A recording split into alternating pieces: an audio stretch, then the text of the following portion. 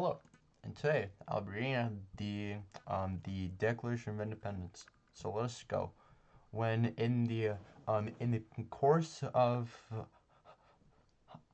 human events, it becomes necessary for one people to dissolve the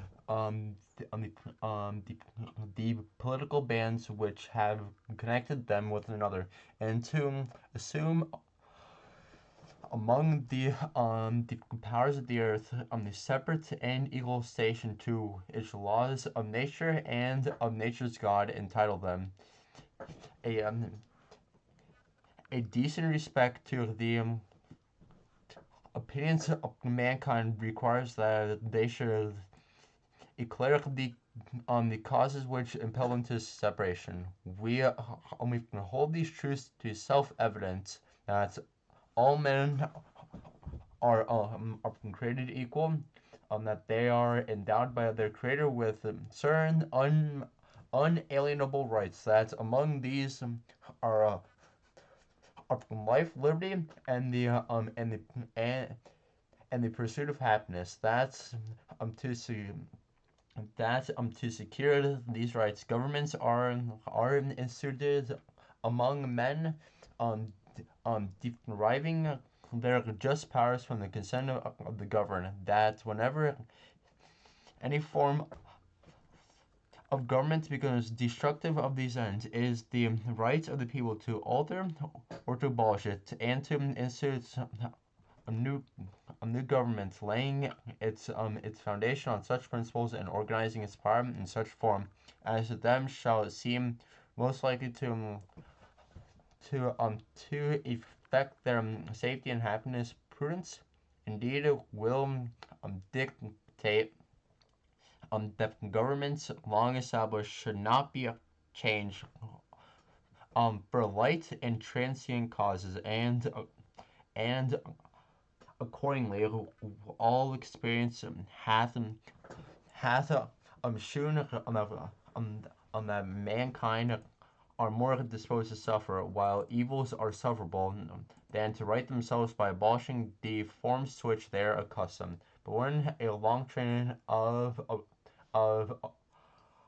abuses and aspirations, pursuing invariably the same object, evinces a desire to reduce them under absolute despotism, is their on their right, is their duty to throw off such government and to provide new guards for their future security, such as been the patient sufferance of these colonies, and such as know the necessity which constrains them to alter their former systems of government. The history of the present King of Great Britain is history of of um, of, of repeated injuries and aspirations, all having in direct object the establishment of an absolute tyranny over these states. To prove this, let facts speak. So it is to a candid world. He has he he has he has he has he there he has refused his um assent to laws the most wholesome and necessary for the public good. He has forbidden the governors to pass laws of immediate and uh, and pressing importance, unless suspended to their in their operation till his assent should be obtained, and and when so suspended, he has utterly neglected to attend to them. He has re, re, re, re, re, yeah, refused to pass other laws for the accommodation of large districts of people, unless those people would relinquish the right representation in the legislature, a right inestimable to them and formidable to tyrants only.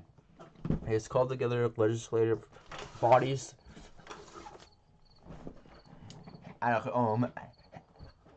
places unusual, uncomfortable, and distant from the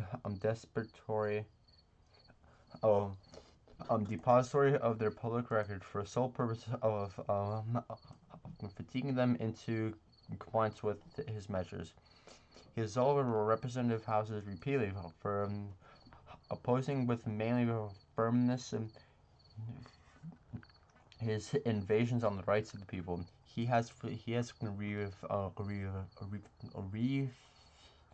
used for a long time ever such dissolutions to cause others to be elected, whereby legislative powers incapable of annihilation have been returned to the people at large for the exercise, state remaining in the meantime exposed to all the dangers of invasion from without and convulsions within.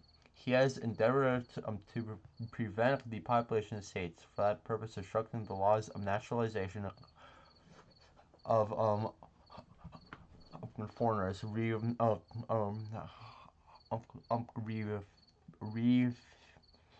using to pass others to encourage their migrations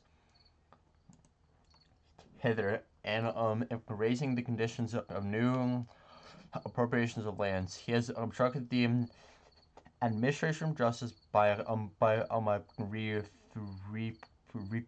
refusing his assent to laws for establishing judiciary powers. He has made judges dependent on his will alone for the tenure of their offices and the amount and payments of their salaries. He has erected a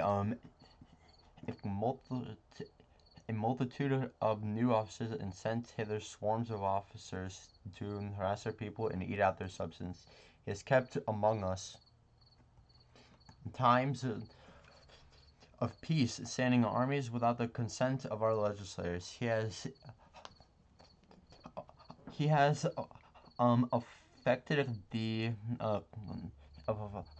affected to render the military independent of and superior to the civil power. He has combined with others to subject us to a jurisdiction foreign to our constitution and unacknowledged by our laws, giving his assent to their acts of pretended legislation.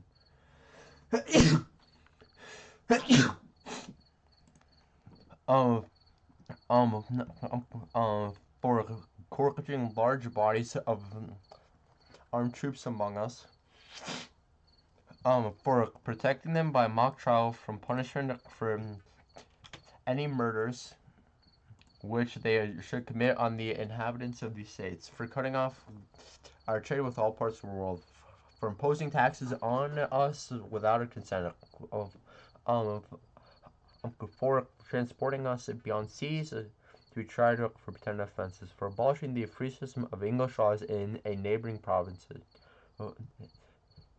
establishing there an arbitrary government and enlarging its boundaries so as to render it at once example and fit instrument for introducing the same absolute rule into his colonies, for taking away our charters, abolishing most valuable laws, and altering fundamentally the forms of our governments, for suspending our own legislators and declaring themselves invested with power to legislate for us in all cases whatsoever. He has abdicated government here by declaring us out of his protection and waging war against us. He has plundered He has plundered our seas, ravaged our coasts, burnt our towns, and destroyed the lives of our people. He is at this time of transporting large armies of foreign mercenaries to complete the works of death, desolation, and tyranny, already begun with circumstances and cruelty and perfidy, scarcely unparalleled in the most barbarous ages, totally unworthy the head of a civilization.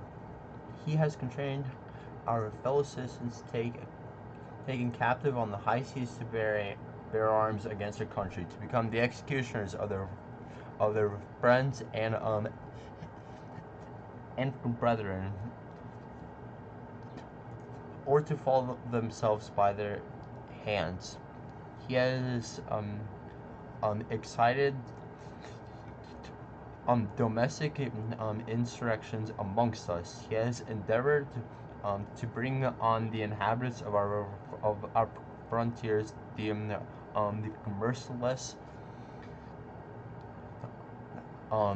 merciless Indian savages, whose known rule of warfare is an in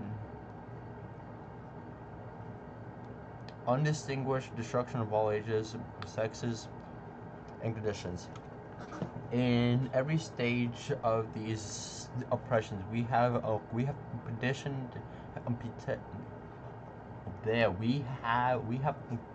We have petitioned for redress in the most humble terms. Our repeated petitions have been answered only by repeated injury. A prince whose character is thus marked by every act which may define a tyrant is unfit to be the ruler of a free people. Nor have we been wanting in attention to our British brethren. We have warned them from time to time of attempts by the legislature to extend an unwarrantable jurisdiction over us. We have reminded them of the circumstances of our emigration and settlement here. We have appealed to the native justice and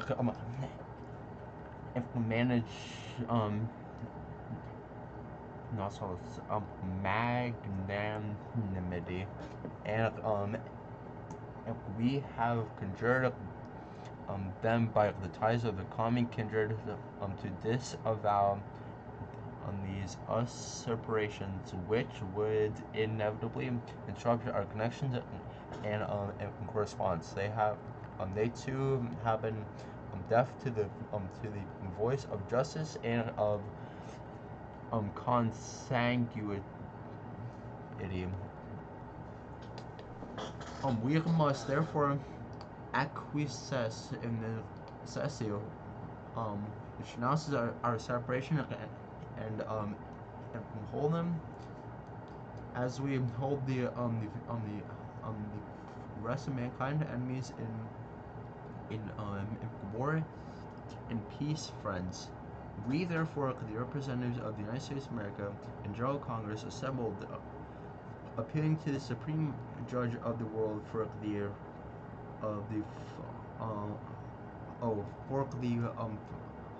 rectitude of our intentions, due in the name and by the authority of the good people of these colonies, solemnly publish and declare that these United Colonies are and of the rights are to be free and independent states that are absolved from all allegiance to the British Crown, and that all political connection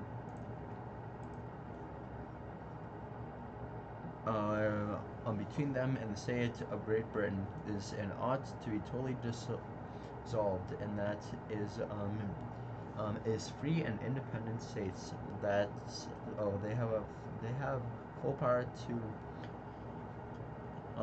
levy war, conclude peace, contract alliances, establish commerce, and to do all other acts and things which independent states make of of of right do, and for the support of this declaration, with a firm reliance on the protection of divine providence, we mutually